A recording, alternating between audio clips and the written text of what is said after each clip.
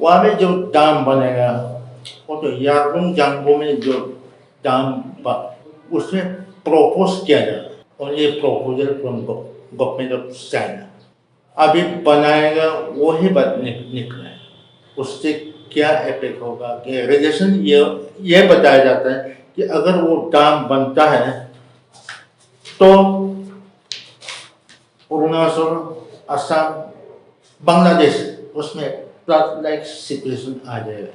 तो वो अगर यारलुंग जंगो में अगर चाइना डैम बनाता है तो my name is Karunath Pajing. I am a lawyer by profession. Actually, I am an original resident of Rasing village. Officially, it's called Mopit. It is in Rayapurung block in district Siang. Sir, जो आपका article है India China water war dam for dam as national security, उसके बारे में हमारे दर्शकों को please बता दीजिए। अरुणाचल जो एक्सपेरी में ये एक ऐसी जगह है जहाँ में हर इलेक्शन में डैम पॉलिटिक्स चलाया जाता है। उसमें पैसा ही फेंका जाता है, पब्लिक को अट्रैक्ट भी किया जाता है, पब्लिक को डिस्ट्रैक्ट भी कर देता है। तो इसमें सियांग रिवर के ऊपर में पहले भी बहुत ऐसे project 45 dam projects mega projects लगाया गया था। उसमें सबसे बड़ा था रोट्टो वाला जो जेपी से बनना था और उगेंग का और गोबिंग का, ये तीनों बहुत बड़ा होना था।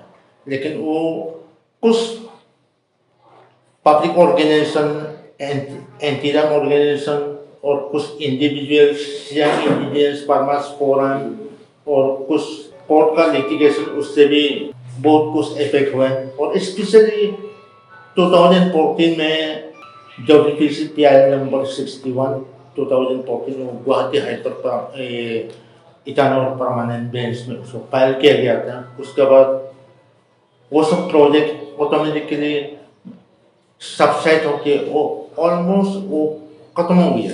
लेकिन खत्म होने का साथ साथ फिर ये रेसुरेक्ट हो रहा है। वो इससे रेसुरेक्ट हो रहा है कि ऐसे कवर जस्ट ऊपर का कवर ये है कि चाइना ऊपर में मेकोंग में मेडोक एरिया में डैम बनाएगा बोलने का साथ साथ इंडिया को उससे इफेक्ट होके ये आर्टिकल को लिखना पड़ा है। हाँ, सियांग रिवर ऊपर में वाटर वार कौन पहले डैम बनाएगा, इस कंपटीशन में दोनों करते हैं।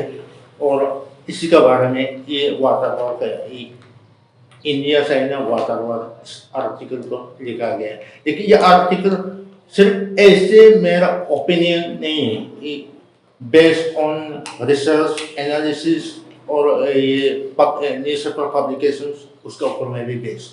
जो यारलुंग सांगपो में जो डैम बन रहा है चाइना, हाँ, उसका और अरुणाचल में जो डैम्स बनने वाले हैं उनका क्या रिलेशन है? वहाँ में जो डैम बनेगा वो तो यारलुंग जंगो में जो डैम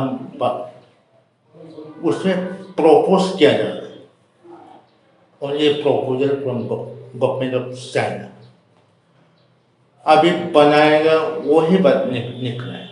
उससे क्या इफेक्ट होगा कि रेडिएशन ये बताया जाता है कि अगर वो डैम बनता है तो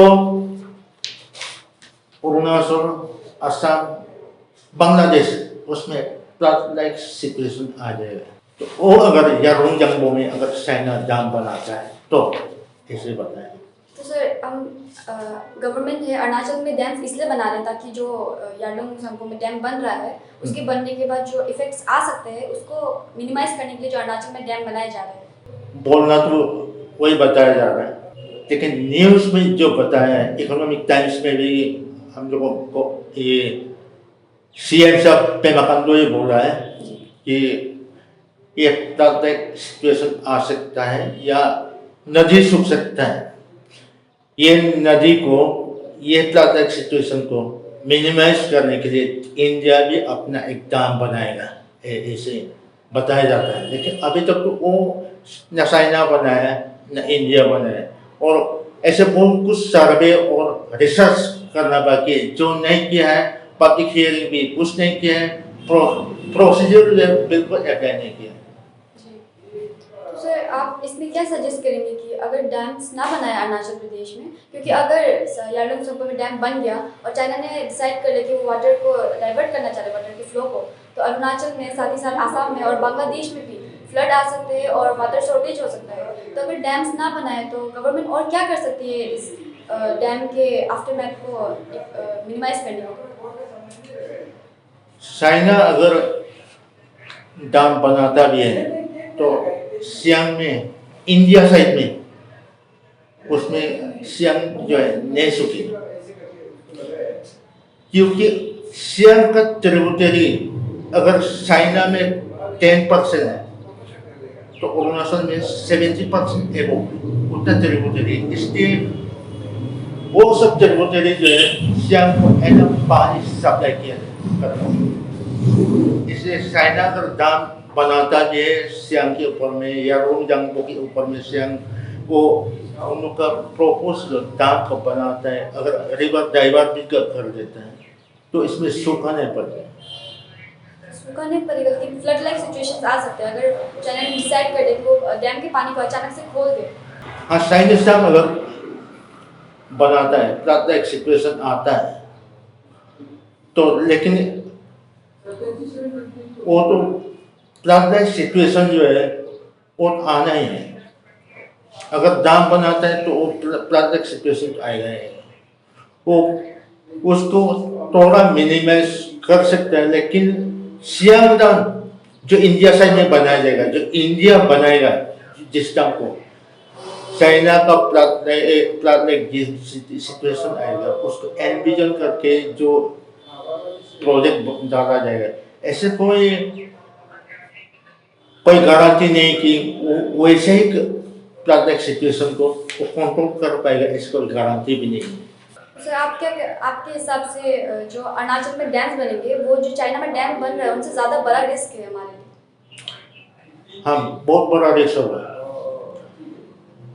क्योंकि चाइना जो डैम बना रहा है वो तो 60,000 गीगावाट है और जो अरुणाचल बना रहा है वो 10,000 का है।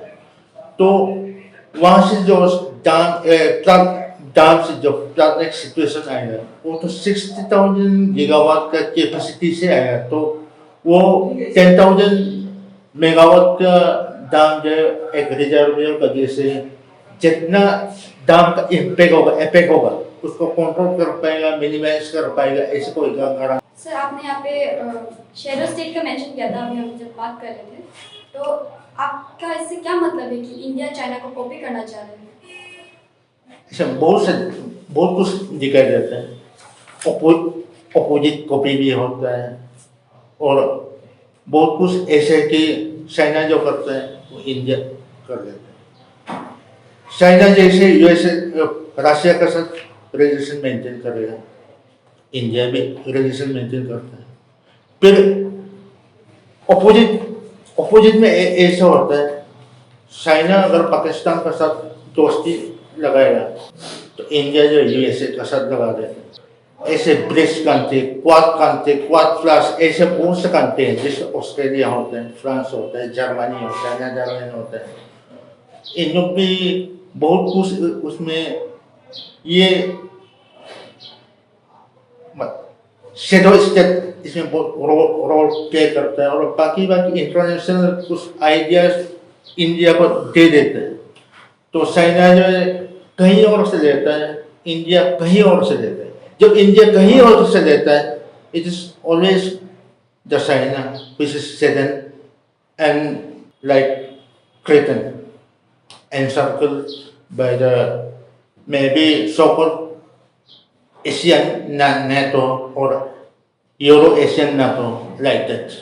जब भी इंडिया पुश करता है तो वर्ल्ड का बहुत बड़ा और कंट्रीज के साथ, सुपर पावर कंट्रीज के साथ वो ऑर्गेनाइजेशन फॉर्म करता है पैसिफिक के लिए, इंडियन ओशन के लिए, और फिर इंडिया चाइना बाउंड्री के उसके लिए भी यूएसए को हमेशा बोलने के लिए इंडिया जो इन्वाइट करता है। लेकिन ये बॉर्डर जो है वेल डिफाइंड नहीं है, ये ब्रिटिश लोग बनाया, दोनों को पूछे बिना बनाया, एक सिर्फ एक इमेजिनरी लाइन है, लेकिन उसमें आज तक ये कोई फैसला नहीं हुआ कि इंडिया सही है ना चाइना सही है। इसमें ये दोनों कंट्री को फिर उकसाने वाला भी पॉलिटिकल पार्टीज भी है, अपोजिशन पार्टीज, और दोनों साइड का, दोनों कंट्रीज का, अपना अपना कंट्री का, अपना अपना कंट्री को गवर्नमेंट को उकसाने वाला मीडिया आउटलेट भी बहुत है जो बहुत कुछ इंटरप्रेट कर देते हैं, डिफाइन कर देते हैं, ओवर एग्जेगरेशन भी इसमें हो जाता है। ऐसे बहुत कुछ है, अगर चाइना कुछ बोल देता है तो इंडिया भी कुछ और कर देगा। कुछ कुछ समय दोनों बराबर करते हैं, कुछ कुछ समय जो है दोनों अपोजिट करते हैं। जैसे शेडो स्टेट में ऐसे भी है, जैसे चाइना बोला है हम डैम बनेगा, चाइना यारुंग जंगो में डैम बनाएगा बोला है, तो इंडिया भी एक डैम प्रपोज कर दे इंडियन साइड में। बात ये बताया गया है कि वो एक रिजर्व का जैसे काम करेगा, वो एक बहुत बड़ा सभा जो 10,000 मेगावाट का कैपेसिटी का होगा। आपने कहा था कि ये जो डैम बन रहा है चाइना में, हाँ। वो सिर्फ चाइना को कंसर्न नहीं करता है, इंडिया को भी करता है और साथ ही साथ बांग्लादेश को भी करता है, क्योंकि उसका जो आफ्टरमैथ है वो हम इंडिया और बांग्लादेश को भी देखना पड़ सकता है बाद में। और यहाँ पे आपने इंटरनेशनल लॉ का भी मेंशन किया था, जो तो उस बारे में बता दीजिए। इंटरनेशनल लॉ में स्पेशली एक है ये प्रायर यूज राइट्स, ये इंटरनेशनल एक्ट का कन्वेंशन हुआ है, तो उसमें लेकिन न चाइना सिग्नेटरी है न इंडिया सिग्नेटरी है। फिर इस वाटर वार में सियांग रिवर और यारुंग जंगो ये एक ही नदी का 2-3 नाम में इस अपना अपना साइड में जो डैम का जो प्रपोजल है, उसमें इंडिया का भी एक थिंकिंग है कि अगर हम पहले प्रायर यूज राइट्स सियांग का ऊपर में इंडिया का राइट, उस कन्वेंशन में ऐसे एक ये लॉ है कि जो रेफरेंट कंट्री जो आर्ट स्ट्रीम में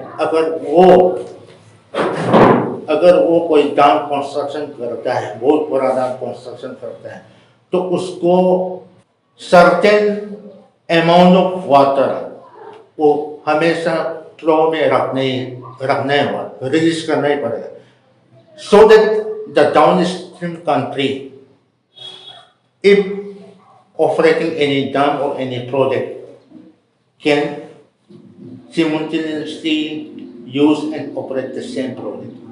वो ऊपर वाला आप स्ट्रीम वाला भी वो रोक के नहीं रख सकते हैं, वो डाउन स्ट्रीम को भी उसका सेम उसका भी राइट बनता है। एक प्रायर यूज राइट्स में ऐसे है, लेकिन इसमें यही कन्वेंशन में India was there and China also was there, but neither China nor India was a signatory. So there's no point that India can claim this right. India is right को claim नहीं कर सकता है। China को ऊपर में, specially China को ऊपर में ये राइट को क्लेम नहीं कर सकता। अगर इंडिया क्लेम करना भी चाहेगा तो हमको सरप्राइज होता है, where India will go claiming this right. Sir, जो सबसे बड़ा कंसर्न यहाँ पे ये भी है कि जो लोग इफेक्ट हो रहे हैं, जो डैम बन रहे हैं सियांग रिवर बेल्ट में, उससे जो लोग इफेक्ट पड़ रहे हैं उनको एक हियरिंग नहीं बैठाई जा रही उनके साथ, जहाँ पर डैम को डिस्कस किया जा सके, उनकी राय मांग सके। इस बारे में आप गवर्नमेंट से क्या अपील करना चाहेंगे?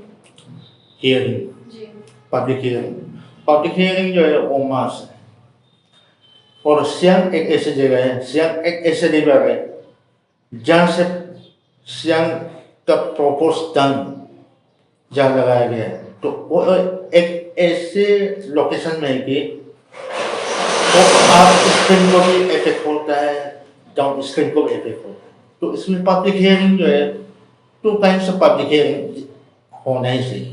एक होता है आप स्ट्रीम की जो लैंड या उसके अफेक्टेड पीपुल, उन लोग का भी कंसर्न लेना चाहिए, उन लोग का भी व्यूज लेना चाहिए, उन लोग का भी राइट्स को सुनना चाहिए, और उन लोग बनाना, पब्लिक के ओपिनियन में बनाना चाहिए ये निकलता है, अब नहीं बनाना चाहिए ये निकलता है। वो अब स्ट्रीम में भी वही पूछना चाहिए, डाउन स्ट्रीम में भी डाउन स्ट्रीम का जो इफेक्ट है डाउन स्ट्रीम में जो लोग रहता है, डैम बनाने का बाद उनको क्या इम्पेक्ट होगा, उसका बारे में भी ठीक से बता के, असेसमेंट को बता के, इम्पेक्ट को बता के पब्लिक से उसका व्यूज और उसका कंसर्न लेना पड़ता है। इसमें 2 टाइप्स ऑफ हियरिंग होना चाहिए, up stream public hearing and down stream public hearing.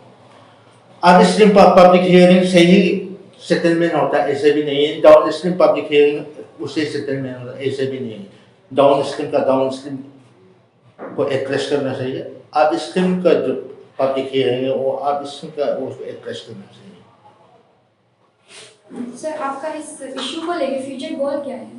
मेरा गोल ये है कि अगर गवर्नमेंट ऐसे कैटास्ट्रोफिक प्रोजेक्ट नहीं बना के, गवर्नमेंट अगर पब्लिक पीपल्स लविंग अगर कोई प्रोजेक्ट आता है, सस्टेनेबल डेवलपमेंट, जिसमें सब ग्रो होगा, जिसमें गवर्नमेंट ग्रो होगा, जिसमें पब्लिक ग्रो होगा, जो आने वाला जनरेशन ग्रो होगा, जिससे इकोनॉमी ग्रो होगा, जिससे कॉमर्स ग्रो होगा, जिसमें डेवलपमेंट बढ़ सकता है, ऐसे सस्टेनेबल डेवलपमेंट लाने सकता है।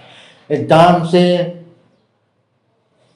बहुत कुछ बताया जाता है लेकिन वैसे कभी पाया नहीं गया है। अगर दाम से उतना अगर डेवलपमेंट होता है तो इम्पैक्ट असेसमेंट एनालिसिस बोल के बहुत से ऐसे रिसर्च पेपर्स हैं वापको का, और बहुत से ऐसे ऑर्गेनाइजेशन, पोस्टम यूनिवर्सिटी ये जर्मनी का भी, वो भी हिमालय के ऊपर में वो भी वो किया है, रिसर्च किया है, रिसर्च को रिपोर्ट सबमिट किया है। और ऐसे ओलिवर लीस, ब्रायन आयलर, उन लोग ऐसे बहुत से ये हैं जो एनालाइजर है दाम, हिमालय का दाम के ऊपर में उन लोग भी बहुत कुछ बने। अगर वो सबको अगर बेस किया जाए तो दाम सियांग में नहीं बनाने से अच्छा है, और आने वाले समय में नहीं बनाने से अच्छा है। आपने हिमाचल और अरुणाचल को लेकर भी बोला था कि टोपोग्राफी काफी सेम है हमारे यहाँ, तो जब हिमाचल में डैम्स खराब हो सकते हैं, टूट सकते हैं, तो अरुणाचल में भी टूट सकते हैं और सेम इफेक्ट ला सकते हैं फ्लडिंग का। बहुत कुछ चांस है। हिमाचल में भी बहुत कुछ पहले बताया गया होगा, पब्लिक हियरिंग हुआ होगा, उसमें बहुत कुछ रिपोर्ट, बहुत कुछ प्रोमिजेस दिखाया होगा, लेकिन गवर्नमेंट का हिसाब से जो बताया गया है, हाइड्रो पावर डेवलपर्स जो कंपनी जो एश्योरेंस दिया वो एश्योरेंस को ultimately after the construction of dam को मेंटेन नहीं किया।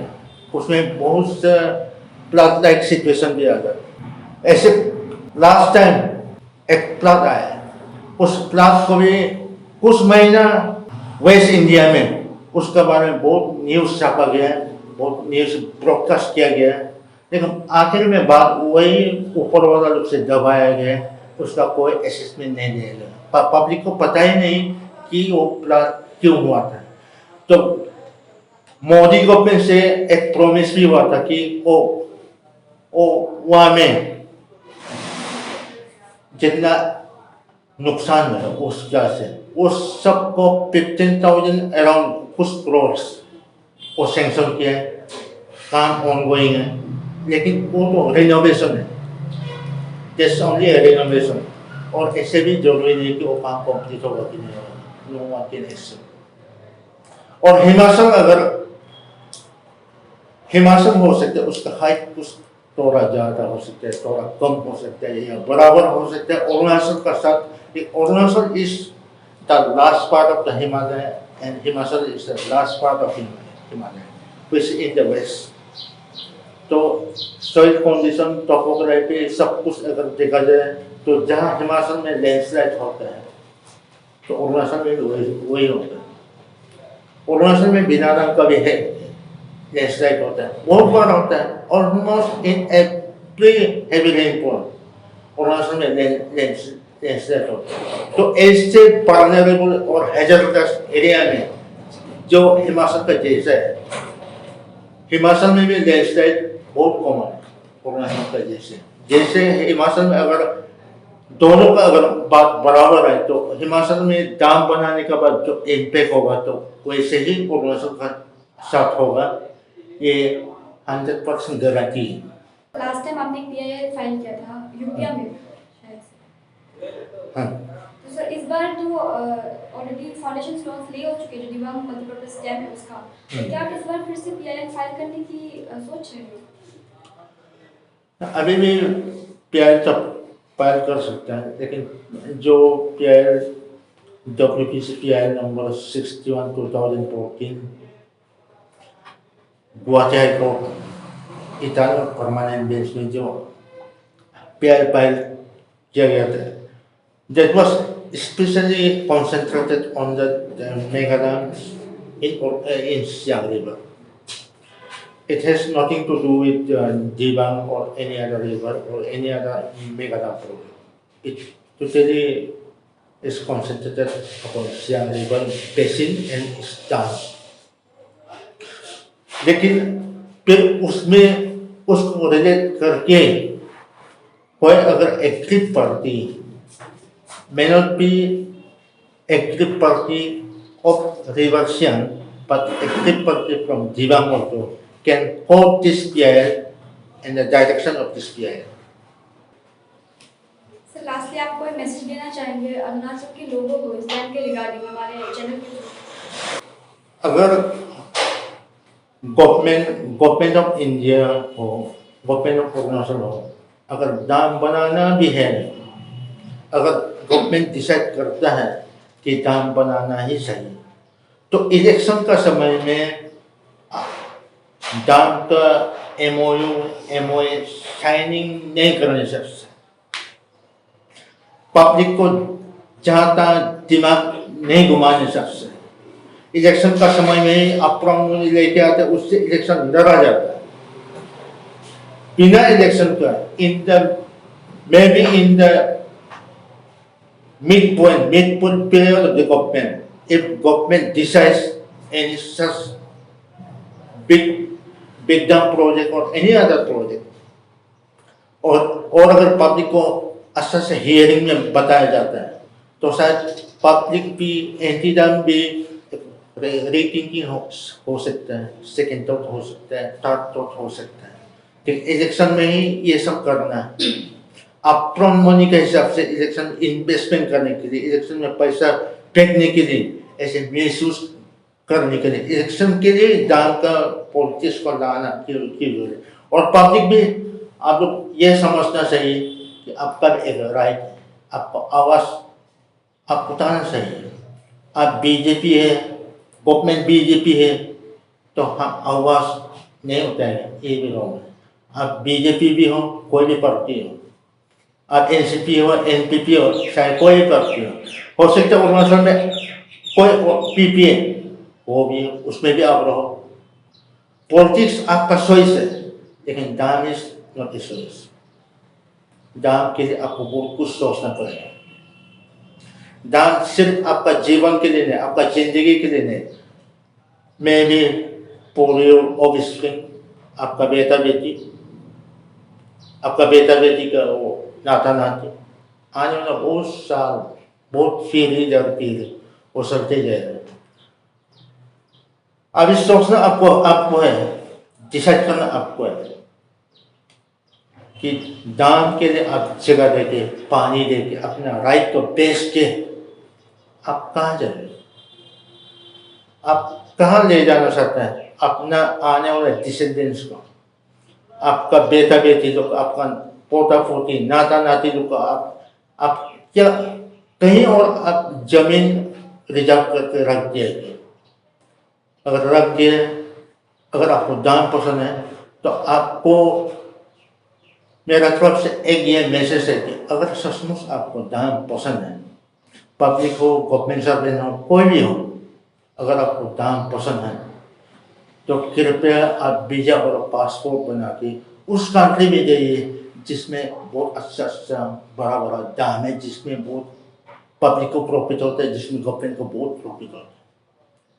Choose such a place where you can find numerous mega dams, mini dams, there you can survive well because you like that. If you do not like that, stay here.